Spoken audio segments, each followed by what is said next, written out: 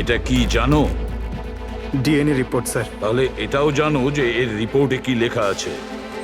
আর তারপরেও তুমি চাইছো যে আমি মেনে নেব যে তুমি কোনো দোষ করনি, তুমি দোষী নও। স্যার, স্যার আপনি আমাদের শিখিয়েছেন সত্যের থেকে বড় এই পৃথিবীতে আর কিচ্ছু নেই স্যার। এই কেসটা সত্যিটাও তাই স্যার। আমি কাউকে খুন করিনি স্যার, সত্যি বলছি স্যার। তুমি যদি খুন না করে থাকো তাহলে তোমার রক্ত ওই অস্ত্রতে লাগলো কি করে পঙ্কজ? আমি জানি না স্যার। Damn it! জানো না মানেটা কি? হ্যাঁ, এই যে তোমার হাতে চোট লেগেছে, ওই যে রক্ত চিহ্নটা রয়েছে, সেটাই চিৎকার করে বলছে খুনি তুমি পঙ্কজ, তুমি। আমি আপনাকে বলেছিলাম স্যার, আমি অটো করে যখন বিউরো আসছিলাম তখন কেটে গেছিল স্যার।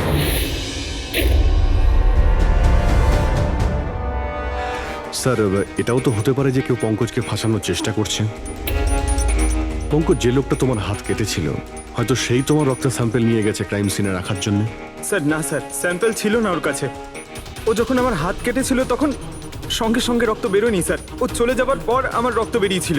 ওর কাছে আমার স্যাম্পল থাকতেই পারে না স্যার। যদি তোমার রক্ত কেউ না নিয়ে থাকে তাহলে তোমার রক্ত ক্রাইম সিনে শুধু একটা কারণেই যেতে পারে পঙ্কজ, আর সেটা তখনই যখন তুমি ওখানে খুন করতে গিয়েছিলে। স্যার এ তো অদ্ভুত ব্যাপার। স্যার পঙ্কজ যদি মিথ্যে বলতো, আমাদের বিভ্রান্ত করতে চাইতো, তাহলে তো বলতেই পারতো যে ওর স্যাম্পল কেউ নিয়ে চলে গেছে, কিন্তু ও আমাদের সত্যি বলল। তাহলে ওর সত্যির কি কোনো দাম নেই স্যার? হ্যাঁ অভিজিৎ, সত্যির অনেক দাম আছে, কিন্তু আপাতত এই কেসের একটাই সত্যি। এই খুনের একজনই সাসপেক্ট, আর সে হলো পঙ্কজ।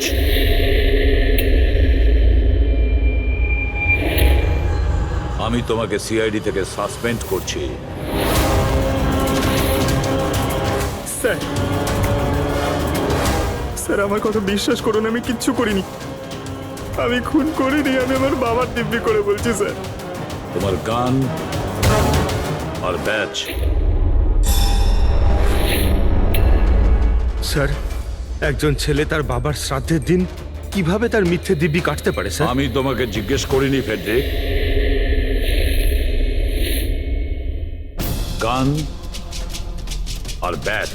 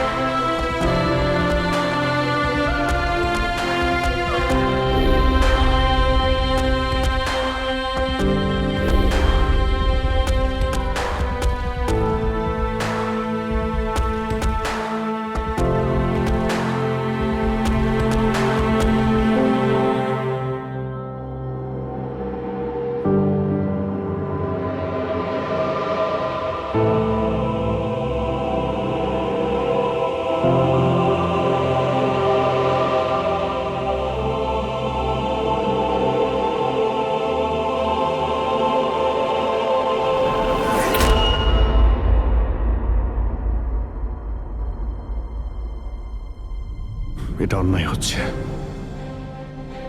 এটা খুবই অন্যায় হচ্ছে। নো অফেন্স স্যার, কিন্তু আপনি আপনি সবসময় আমাদের উপরে এইভাবে সন্দেহ করতে পারেন না স্যার। এটা তুমি কি বলছো অভিজিৎ? কি ভুল বললাম আমি? যখনই কোনো সিআইডি অফিসারকে মিথ্যে ব্লেম দেওয়া হয়েছে, আপনি আমাদের উপর কখনোই ভরসা করেন না। এটা তুমি কি বলছো অভিজিৎ? আমি তোমার কাছে এটা আশা করিনি। স্যার, আমাদেরও আপনার কাছে কিছু আশা থাকে স্যার। আপনার একটা ইশারায় আমরা যে কোনো মুহূর্তে জীবন দিতে প্রস্তুত থাকি। তাহলে এটুকু আশাও কি অন্যায় যে আপনি খারাপ সময় আমাদের পাশে থাকবেন, আমাদের আপনি সহযোগিতা করবেন? তোমাদের আমি সহযোগিতা করি না? সত্যিটা জানার চেষ্টা করিনি? সত্যিটা জানার চেষ্টা করে অনেকবার আপনি আমাদের আত্মসম্মানে আঘাত করেছেন স্যার। আমাদের দায়িত্ব আর কর্তব্যকে আপনি সন্দেহ করেছেন। যখন আমাকে মিথ্যে অপবাদ দেওয়া হয়েছিল, আপনি আমার উপরে ভরসা করেননি স্যার। আর যতক্ষণ পর্যন্ত অভিজিৎ নিজেকে নির্দোষ প্রমাণিত করছে, ওকে জেলেই থাকতে হবে। যখন দয়াকে মিথ্যে অপবাদ দেওয়া হয়, তখন ওকেও আপনি ভরসা করেননি স্যার। কিন্তু হয়তো আপনি একটা কথা ভুলে গেছেন, একবার আপনাকেও এরকম মিথ্যে অপবাদ দেওয়া হয়েছিল স্যার।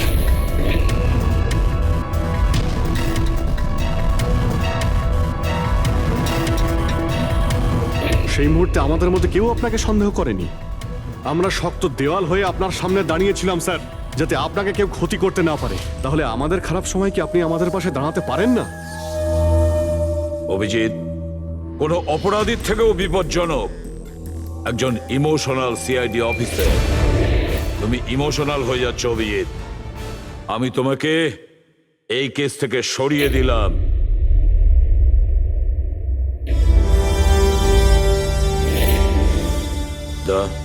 পুরবি, আজ থেকে পঙ্কজের কেস তোমরা দুজনে ইনভেস্টিগেট করবে। শুধু শুধু তোমরা দুজনে। ঠিক আছে স্যার। এখন আমার উপরে আপনার এতটুকুও ভরসা নেই যে এই কেসটাকে আমি নিউট্রাল ভাবে দেখতে পারবো কিনা। এত বছর ডিউটির পর এরকম মেডেল তো ভাগ্যবানেরাই পায়। Thank you sir.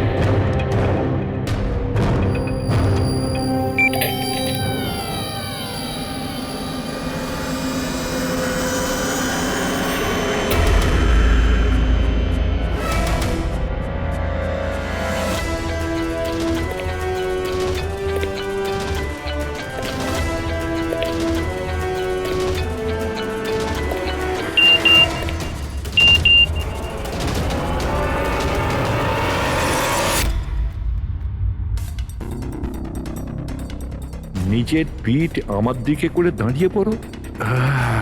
চলো এটাও করে দেখে নি।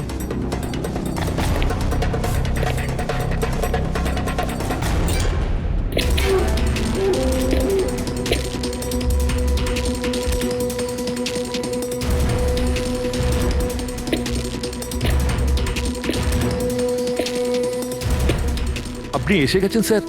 আমি আপনার জন্য অপেক্ষা করছিলাম। ওইখানে আপনার ফাইলটা আছে, ওখানে পুরো ফাইন্যান্সিয়াল প্ল্যান পড়ে আছে এবং আমার স্থির বিশ্বাস যে আপনার খুব পছন্দ হবে।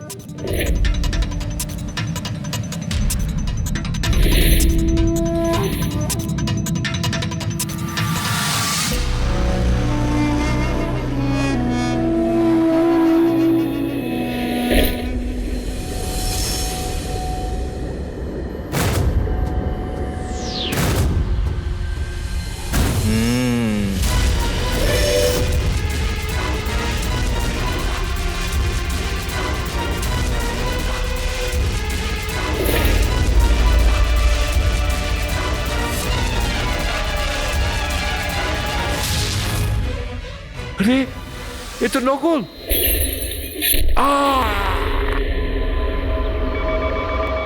Hello ACP Pradyuman here.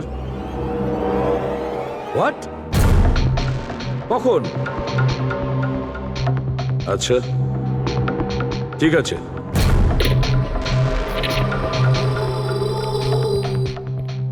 Abhijit, Vikram বিজয় খুন হয়েছে।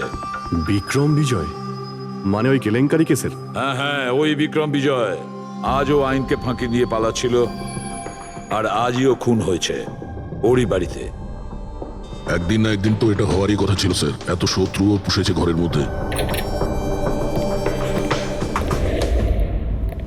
Sir I am really sorry sir, একটু লেট হয়ে গেলাম।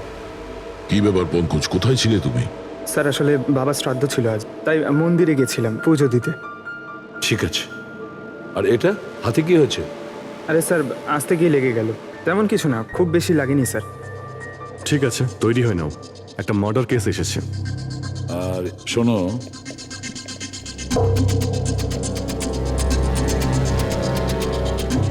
কার আবার মার্ডার হলো? বিক্রম বিজয়।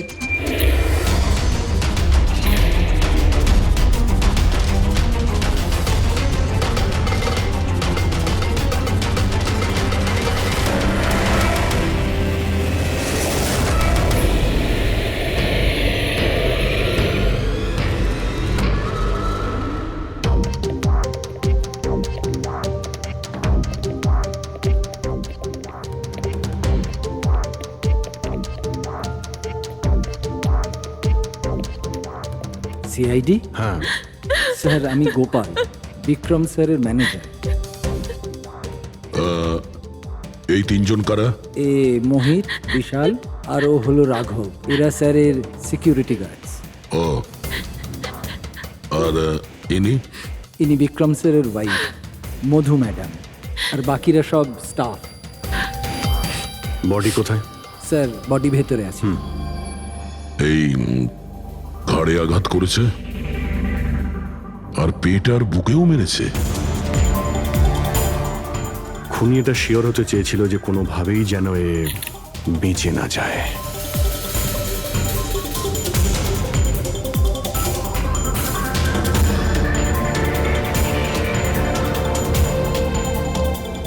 মনে হচ্ছে এটা দিয়ে আঘাত করেছে এর ওপর।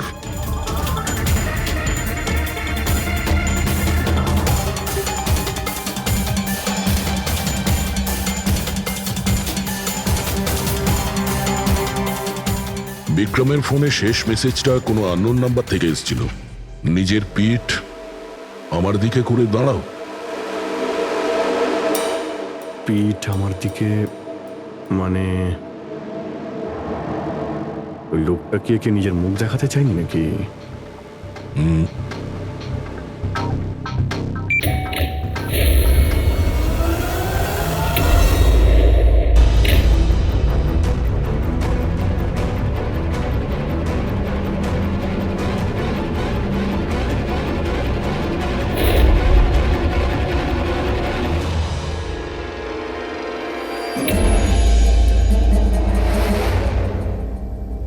এই দেখুন স্যার, ফুলদানি থেকে আমি কি পেয়েছি, audio recording device. Audio recording device মানে এই রুমের মধ্যে যা কথাবার্তা হচ্ছিল সেটা কেউ শুন? ওর আমি নাম তো জানি না, কিন্তু ও যেভাবে প্রস্তুতি নিচ্ছিল ওটা দেখে তো মনে হচ্ছিল যেন ওনার কোনো বিশেষ ক্লায়েন্ট হবে, আর উনি বিক্রমের সাথে দেখা করতে চাইছিলেন। এই ক্লায়েন্ট বিক্রমের কন্ট্যাক্ট এলো কি করে? স্যার আমার জন্যে ও আগে আমাকে কন্ট্যাক্ট করেছিল।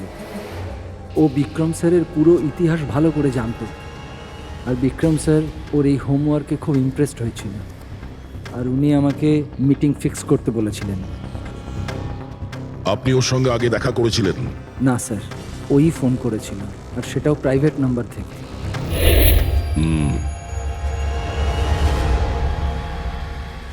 তাহলে আপনারা মিটিং এর আগে সবকিছু দেখে নিয়েছিলেন?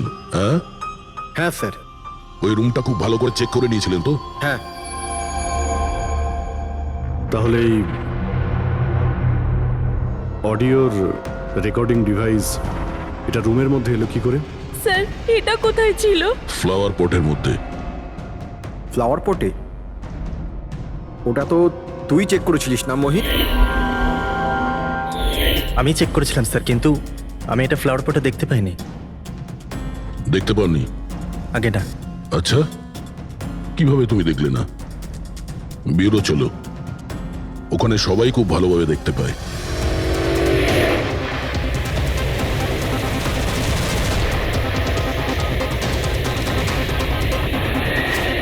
মোহিতের উপর নজর রাখবে। গুলি চালাবে না। কৈলাস স্যার, আপনি? কে ইনি? ইনি সিবিআই অফিসার কৈলাস বাবু। কেমন আছেন স্যার? দারুণ। কি ব্যাপার স্যার, হঠাৎ করে আপনি আমাদের রাস্তা আটকে দিলেন? অভিজিৎ আমার ওই লোকটাকে চাই যে তোমাদের সিআইডির গাড়িতে বসে আছে। মোহিত? ও ও আমাদের অপরাধী স্যার, ওকে আমরা ব্যুরোতে নিয়ে যাচ্ছি ইন্টারোগেট করার না জন্য। অভিজিৎ, ও অপরাধী নয়, ও একজন সিবিআই অফিসার। কি বলছেন আপনি? এই মোহিত সিবিআই অফিসার? কিন্তু স্যার, এ তো ওই বিক্রমের ওখানে গার্ডের চাকরি করছিল। দেখাবার জন্য, সত্যিটাকে লুকোবার জন্য। কিরকম সত্যি স্যার? মোহিত একজন আন্ডার কভার। ও আমার কথাতেই ওখানে ডিউটি করছিল, আর আমার কথাতেই ও বিক্রমের ওখানে রেকর্ডিং ডিভাইসটা লাগিয়েছিল। আর এই কারণে কিছুই বলতে হচ্ছিল না। আন্ডার কভার মরে যাবে কিন্তু প্রোটোকল ভাঙবে না। না ঠিক আছে স্যার, ওই অ্যাকচুয়ালি কিছু জিজ্ঞাসাবাদ তো করতেই হবে, খুনের ব্যাপার তো, জাস্ট জেনারেল জিজ্ঞাসাবাদ। আর আমরা ওই অডিও রেকর্ডিংটা পেতে পারি স্যার? আমরা জানতে চাই যে খুনি আর বিক্রমের মধ্যে কি কথা হয়েছে। আপনি এসে গেছেন স্যার, আমি আপনার জন্য অপেক্ষা করছিলাম। ওইখানে আপনার ফাইলটা আছে, ওখানে পুরো ফাইন্যান্সিয়াল প্ল্যান পড়ে আছে এবং আমার স্থির বিশ্বাস যে আপনার খুব পছন্দ হবে। এটা নকল। মনে হচ্ছে এই বিক্রম বিজয় খুনিকে চেনে, সেই কারণে খুনি ওকে নিজের মুখ দেখতেই দেয়নি। আর যখন বিক্রম জানতে পারে যে যে টাকাগুলোকে দেওয়া হয়েছে সেগুলো নকল, তখন সে বিক্রমকে খুন করে আর ব্যাগ নিয়ে চলে যায়। একটা কাজ করি আমরা, এই মোহিতকে, আন্ডার কভার পুলিশকে কিছু জিজ্ঞাসাবাদ করি। আই এম সরি স্যার, এই কেসটা এখনো বন্ধ হয়নি। এই জন্য আমি যদি আপনাদের এর থেকে যদি কিছু বেশি বলি তাহলে প্রোটোকল ভাঙা হবে, হুইচ আই ডোন্ট ওয়ান্ট। দেখো মোহিত, আমি তোমার প্রোটোকলকে রেসপেক্ট করি। এমন তো কিছু পেয়েছো তোমার ইনভেস্টিগেশন চলাকালীন যেটা হয়তো তোমার প্রোটোকলের মধ্যে পড়ে না, আর সেই জন্য তুমি আমাদের কিছু বলতে পারো। কিছু তো একটা বলবে যে সূত্র ধরে আমরা খুনি পর্যন্ত পৌঁছতে পারি। আমি আপনাদের শুধু এটা বলতে পারি যে গত কয়েক বছর ধরে সিবিআই এই বিক্রমের পিছনে পড়েছিল। আজ থেকে 15 বছর আগে, সাল 2002-তে সিবিআই এক আন্ডারকভার অফিসারকেও বিক্রমের পিছনে লাগিয়েছিল কিছু বিশেষ প্রমাণ জোগাড় করতে, কিন্তু কিছু পাওয়া যায়নি। আর আনফর্চুনেটলি আমাদের এই অফিসার মারা যান। এক মিনিট, নাম কি ছিল এই অফিসারের? ইন্সপেক্টর অধিরাজ।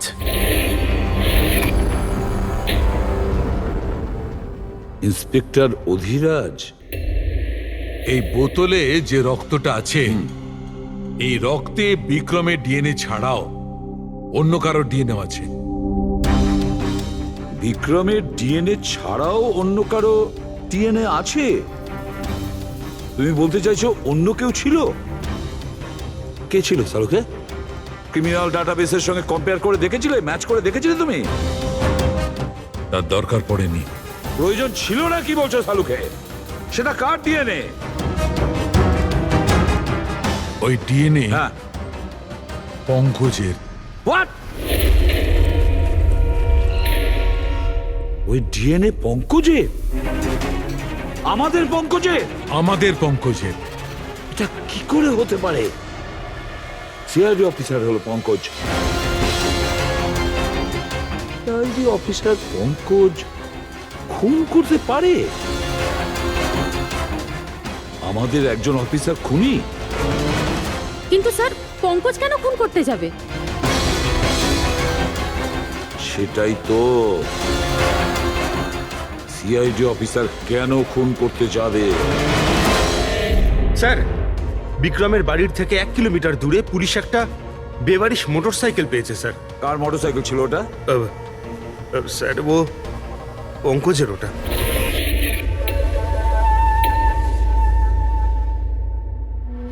ভাবছিলাম তাই। তার মানে পঙ্কজের বাইকটা পাওয়া গেল ওখানে, আর আপনাদের কারুর অবাক লাগলো না?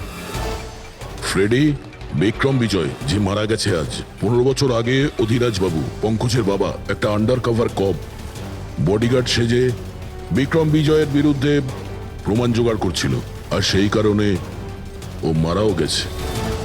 তার মানে স্যার পঙ্কজ এটা ভাবে যে পঙ্কজের বাবার মৃত্যুর পিছনে এই বিক্রম বিজয়ের হাত রয়েছে, আর এই জন্য ওর বাবার মৃত্যুর প্রতিশোধ নেবার জন্য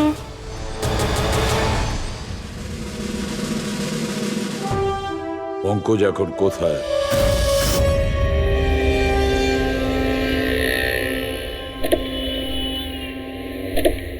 আরে স্যার, আপনারা?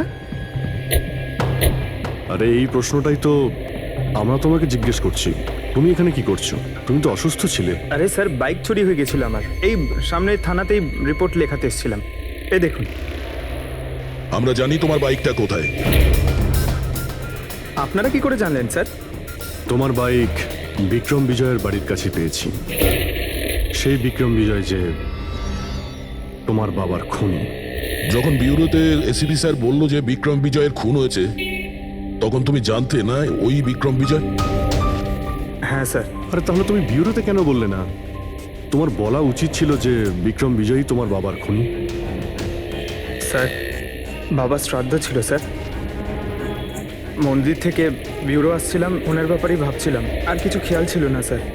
একদম কিছু মাথায় আসছিল না, বুঝতেই পারছিলাম না কি করব। আর এই যে তোমার হাতটা কাটা, এক্স্যাক্টলি কি হয়েছিল? স্যার, এটা তো মন্দির থেকে যখন আমি অটোতে ফিরছিলাম।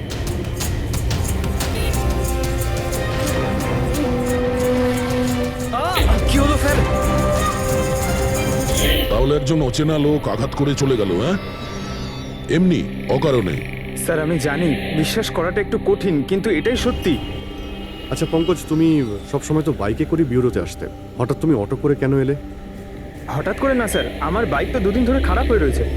তাহলে তোমার খারাপ হয়ে যাওয়া বাইকটাকেও নিয়ে গেল, সে ওটাকে রিপেয়ার করলো, আর ঠিক হয়ে যাওয়ার পর ওটাকে একটা ফাঁকা জায়গায় ফেলে দিয়ে এলো, তাও কাকতালীয় ভাবে এমন একজনের বাড়িতে ফেলে দিয়ে এলো যার আজই খুন হয়েছে, আর যে তোমার বাবার খুনিও। স্যার, আপনারা আমাকে সন্দেহ করছেন? আপনাদের মনে হচ্ছে ওই বিক্রম বিজয়কে আমি মেরেছি?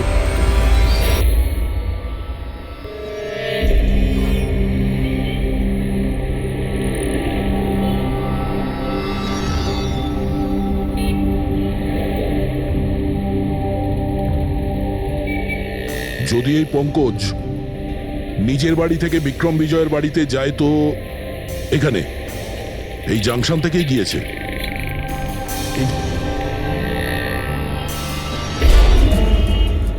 স্যার সিগন্যালে সিসিটিভি ক্যামেরা রয়েছে। এই সিসিটিভি ক্যামেরার ফুটেজ থেকেই আমরা জানতে পারবো যে পঙ্কজ ওই বাইকে করে এখান থেকে গিয়েছিল নাকি ওটা অন্য কেউ ছিল।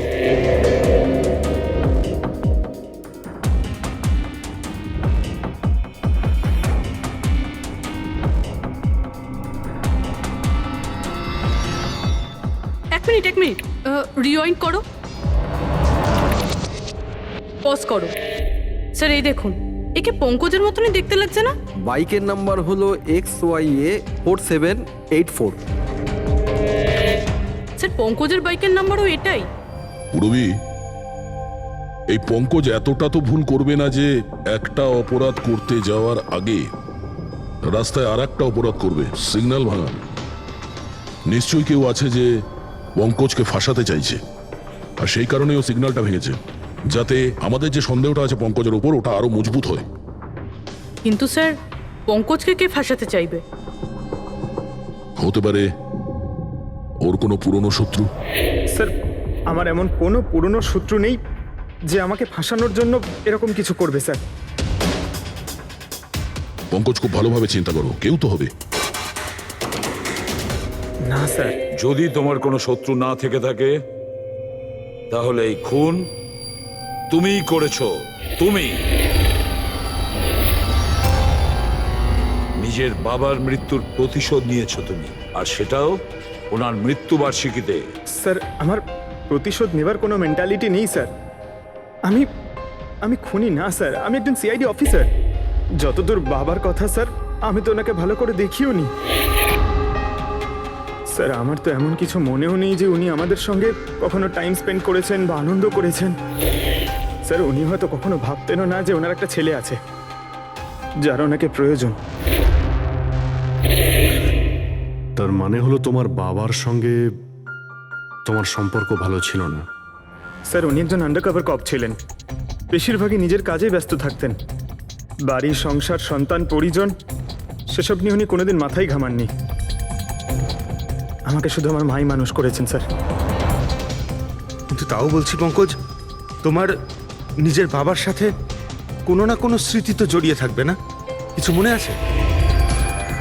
শুধু স্যার এইটুকুই মনে আছে আমার স্যার, আমাকে উনি মেলায় ঘুরতে নিয়ে যেতেন, কিন্তু মেলায় নিয়ে যাওয়ার আগে উনি আমাকে হসপিটালে নিয়ে যেতেন প্রতিবার। কি? হসপিটালে? ওটা কেন? হয়তো ছোটবেলায় আমি খুব অসুস্থ থাকতাম, আর উনি হসপিটালে নিয়ে যেতেন, আর আমার খুব ব্যথা লাগতো স্যার। যন্ত্রণা? পঙ্কজ, কোথায় যন্ত্রণা হতো? স্যার পিঠে, এখানে স্যার। পিঠে? পঙ্কজ, ডাক্তার পিঠে কি করতো? না স্যার, তেমন কিছু মনে পড়ছে না স্যার। মনে করো পঙ্কজ, মনে করো কি করতো? তোমার পিঠে ইঞ্জেকশন দিত বা পিঠের থেকে রক্ত বার করতো? কি করতো মনে করো? স্যার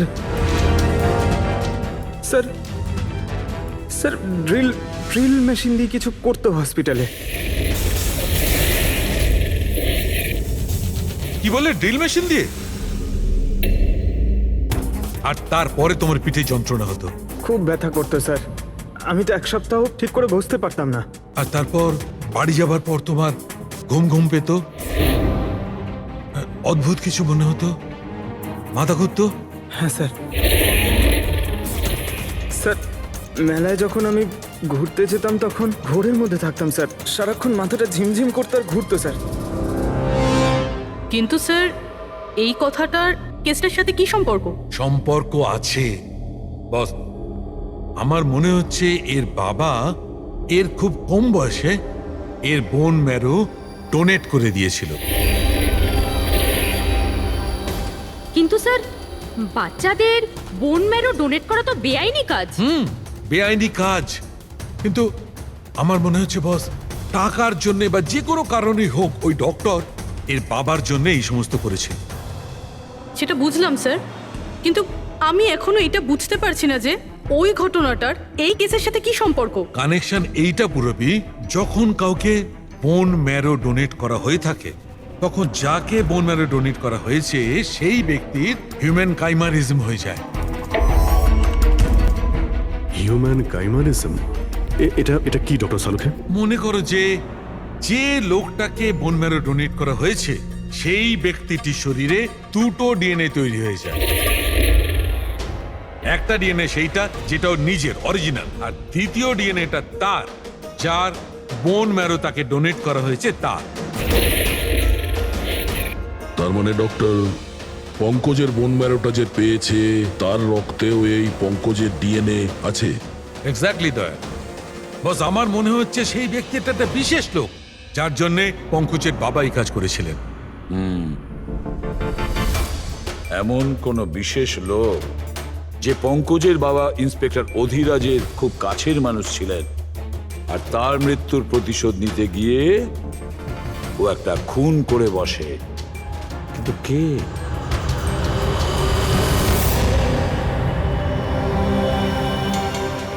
দয়া। Hi sir. Hello Abhijit. Hi Daya. Hello. Good. Sorry, আপনাকে এরকম একটা জায়গাতে ডেকে আনতে হলো। অভিজিৎ, যে ইনফরমেশন তোমার দরকার ছিল সেটা না সিআইডি অফিসে দেওয়া যেত না আমার অফিসে? থ্যাংক ইউ স্যার আমাদের সাহায্য করার জন্য। স্যার পঙ্কজ একজন সৎ অফিসার, আর যদি আপনার সাহায্যকে আমরা নিরাপরাধ প্রমাণ করতে পারি। অভিজিৎ, তোমার মনে আছে এক বিপজ্জনক অপরাধী ছিল রাকা, তাকে ধরতে তুমি আমাকে সাহায্য করেছিলে। তা ধরে নাও আমি সেটারই ঋণ মেটাচ্ছি। এসব আপনি কি বলছেন স্যার? অ্যাকচুয়ালি আমাদের পঙ্কজের বাবা ইন্সপেক্টর অধিরাজের ব্যাপারে কিছু ইনফরমেশন চাই, যতটা আপনি দিতে পারবেন। আপনি কাজ করেছেন না ইন্সপেক্টর অধিরাজের সঙ্গে? হ্যাঁ দয়া, অধিরাজ খুবই সৎ ইন্সপেক্টর ছিল আর সাহসীও। আমার তো এটা বলতে গর্ব হয় যে আমরা একসাথে কাজ করেছি। স্যার অ্যাকচুয়ালি আমরা এটাই জানতে চাই যে ওনার আন্ডার কভার মিশনের সময় ওনার সঙ্গে কারো কি কোনো গভীর সম্পর্ক হয়েছিল? আই মিন কোনো নতুন পরিবার সেরকম কিছু? অভিজিৎ, এই যে আন্ডার কভারদের যে দুরকম জীবন হয়, খুব কঠিন হয় সেটা সামলানো। এই পুলিশেরাও তো মানুষ হয় নাকি, আর তাদেরকেও সেই সীমাটা পেরিয়ে যেতে নেই যেটা ও পেরিয়ে গিয়েছিল। মানে ওনারও কারোর সঙ্গে ভালোবাসা হয়েছিল? ওনারও কোনো অন্য পরিবার ছিল? হ্যাঁ, অধিরাজের দ্বিতীয় স্ত্রী বাচ্চা জন্ম দিতে গিয়ে মারা গিয়েছিল। ও, আর অধিরাজ বাবুর মৃত্যুর পর এই দ্বিতীয় বাচ্চাটার কি হয়েছে? এই রহস্য সবসময় রহস্যই রয়ে গেছে। অধিরাজ ওই দ্বিতীয় বাচ্চাটাকে কোথায় রেখেছে, কিভাবে বড় করেছে, আর ওই বাচ্চাটা কোথায় গেল কেউ কিছু জানে না। আর এই যে বাচ্চাটা, মানে দ্বিতীয় বিয়ের বাচ্চাটা, কত বয়স ওর? এই পঙ্কজের থেকে 2-3 বছর বড় হবে। বিয়ে পঙ্কজের মায়ের সাথে আগে হয়েছিল, কিন্তু বাচ্চা দ্বিতীয় স্ত্রীর আগে হয়েছিল। হয়তো ওনার কোনো রোগ ছিল যার কারণে অধিরাজবাবু পঙ্কজের বোন ম্যারো ওকে দিয়েছিলেন। নিজের বাবার মৃত্যুর প্রতিশোধ নিতে হতে পারে খুনটা পঙ্কজের সৎ ভাইই করেছে। আর এখন প্রশ্ন এটাই যে পঙ্কজের এই সৎ ভাই কে সে, আর এখন কোথায়?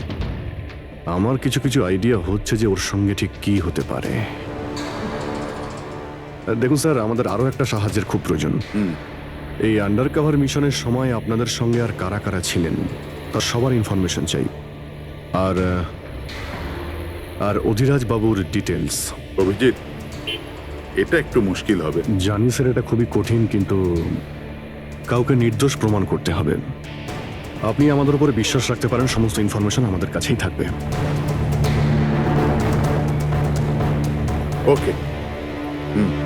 ভাই, কতক্ষণ আর অপেক্ষা করতে হবে? এ লোক সময় আসে না কেন?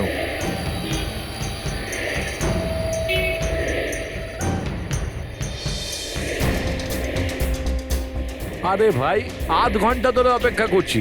আজই আমার পুরো টাকা চাই। আজই আমাকে এই শহর ছেড়ে দিতে হবে। তোর হিসাব দা আমি আজ এখনই এই মুহূর্তে করব।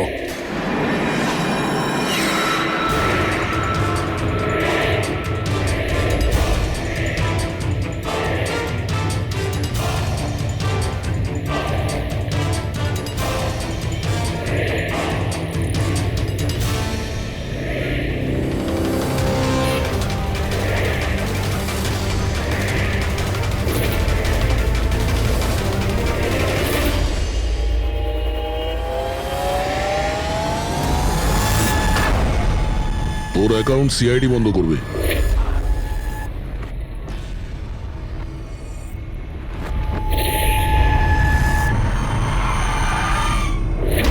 বাবার ধার মেটানো প্রত্যেক সন্তানের কর্তব্য,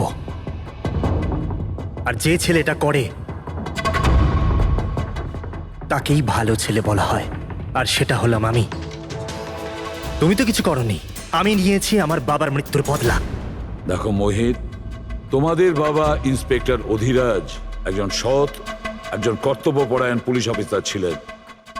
কি ভাবছিলে তুমি তোমার মতন একজন অপরাধীর বাবা হয়ে গর্ব করতেন, নাকি পঙ্কজের মতন একজন সৎ সিআইডি অফিসারের উপর? তার সত্যি কথা বলতে তো বাবার সব সময়ই এই পঙ্কজের উপর গর্ব ছিল, আর ভালোবাসতো একেই বেশি। আমাকে তো উনি অনাথ আশ্রমে দিয়ে দিয়েছিলেন স্যার, যাতে ওনার দ্বিতীয় পরিবারের ওপর কোনো আঁচ না আসে। তুমি যখন এই কথাটা জানতে আমাদের কাছে এলে না কেন? আমি তো তোমার ভাই, একসঙ্গে ধরতাম বিক্রমকে, তাও আইনের পথে। চাই না আমার তোমার সাহায্য। আমাদের বাবার হত্যাকারীকে কিভাবে ধরতে হবে, কিভাবে ওর উপর প্রতিশোধ নিতে হবে, এর প্ল্যানিং আমি আগে থেকে করে রেখেছিলাম, অনেক দিন থেকে। আর এটাই হলো কারণ আমার সিবিআই অফিসার হওয়ার। আর ঠিক আমার বাবার মতোই একটা আন্ডার কভার মিশনে গেছিলাম ওই বিক্রমের বিরুদ্ধে, কিন্তু এইবার তাকে সাজা দেওয়ার জন্য নয় স্যার, বরং ওকে শেষ করার জন্য। একজন সিবিআই অফিসার হয়েও তুমি অপরাধ করেছো। তোমাদের মতো অফিসারের জন্যই সবাই আইনের উপরে ভরসা করতে পারে না। এই কাজে কেতন তোমাকে সাহায্য করেছিল না? হ্যাঁ স্যার, কেতনও আমার বাবার সাথে কাজ করত। সেও একজন আন্ডার কভার অফিসার ছিল। সেই আমাকে সবকিছু বলেছে। আর তার বলাতেই আমি জানতে পারি যে ছোটবেলায় আমার একটা অপারেশনও হয়েছিল। আর যখন তুমি জানতে পারলে যে তোমার রক্তে দুটো ডিএনএ আছে, একটা তোমার আর একটা আমার, তুমি খুন করে আমাকেই ফাঁসিয়ে দিলে। হ্যাঁ, আর এই জন্য আমার রক্ত বার করে আমি ওই অস্ত্রের ওপরে ছড়িয়ে দিয়েছিলাম। আর তারপর তোমার হাত কেটেছিলাম, যাতে এক তীরে দুই পাখি মরে। আমার দুই শত্রু, আমার বাবার হত্যাকারী ওই Vikram. Hello Kailash sir. Sir, আমি বিক্রমের রুমেতে অডিও ডিভাইস লাগিয়ে দিয়েছি।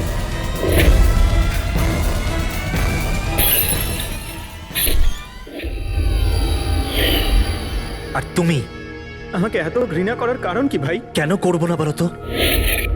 আজ পর্যন্ত সবকিছু তুমি পেয়েছো। আমাদের বাবার নাম, ওনার ভালোবাসা, ওনার সম্মান, সবকিছু। আর দুঃখের বিষয় তো এটা যে এত কিছু পাওয়ার পরেও তোমার এতটুকু হুঁশ ছিল না যে আমাদের বাবার হত্যাকারী কে। স্যার, আজকে যদি আমি না হতাম তাহলে আমাদের বাবার হত্যাকারী আজও বেঁচে থাকতো এবং ঘুরে বেড়াতো। আর তুমি কি পেলে মোহিত? জেল। আর খুন করে তোমার বাবা কি পেল? মরার পরে লজ্জা। স্যার, একটা প্রশ্ন করতে পারি আপনাকে? আপনারা আমার কাছে পৌঁছলেন কি করে? কারণ আমি এতটুকুও ভুল করিনি সমস্ত প্রমাণ পঙ্কজের বিরুদ্ধে করতে। সেটা তো আমরা জানতাম যে পঙ্কজ এ কাজ কোনোদিন করতে পারে না। আর বাকি রইল তোমার অবধি পৌঁছানোর। যখন আমরা দুটো ডিএনএর খোঁজ পেলাম, আমরা তোমার বাবা ইন্সপেক্টর অধিরাজের ব্যাকগ্রাউন্ড চেক করলাম। সেখান থেকেই আমরা জানতে পারি যে ওনার আরো একজন ছেলে আছে, তুমি। ব্যাস, আমরা সেই ছেলের ঠিকুজি খুঁজে বার করলাম তোমার। আর পুরো ব্যাপারটা ছবির মতন পরিষ্কার। অনেক ভুল করেছো তুমি মোহিত, মস্ত বড় ভুল করেছো। আইন তোমাকে কঠোর থেকে কঠোরতম শাস্তি দেবে। হয়তো যাবজ্জীবন জেল, না হলে ফাঁসি।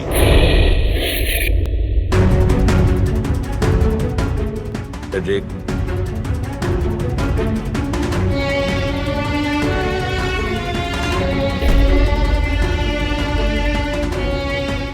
সরি স্যার,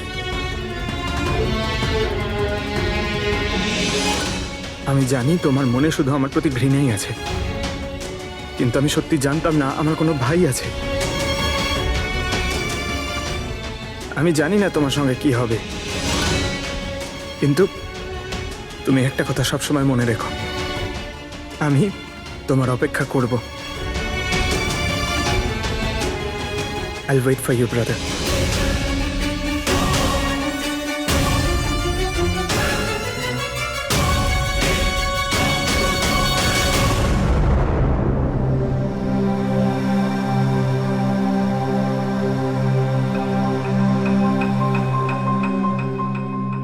পঙ্কজ, দেখো, তোমার যে ভালো দিকটা আছে না, সেটা কিন্তু বাঁচিয়ে রাখবে খুব ভালো করে। Welcome back to CID. Thank you sir. Sir, I am sorry sir. আপনি ঠিকই বলছিলেন। ইমোশনাল হয়ে আমি স্যার একটু বেশি বলে ফেলেছি। I am sorry. দেখো অভিজিৎ, তোমরা সবাই আমার কাছে শুধু সিআইডি অফিসার নও, তোমরা আমার গর্ব, আমার আত্মবিশ্বাস, তোমরা আমার শক্তি। তোমরা আর এসিবি প্রদ্যুমান আজ পর্যন্ত নিজের শক্তিকে সন্দেহ করেনি, না কোনোদিন করবে। সময় তো সব সময়ই মানুষের পরীক্ষা নেয়, কিন্তু কর্তব্যের পথে চলার সময় যদি নিজের সন্তানের ওপরেও গুলি চালাতে হয়, আমাদের হাত যেন না কাঁপে।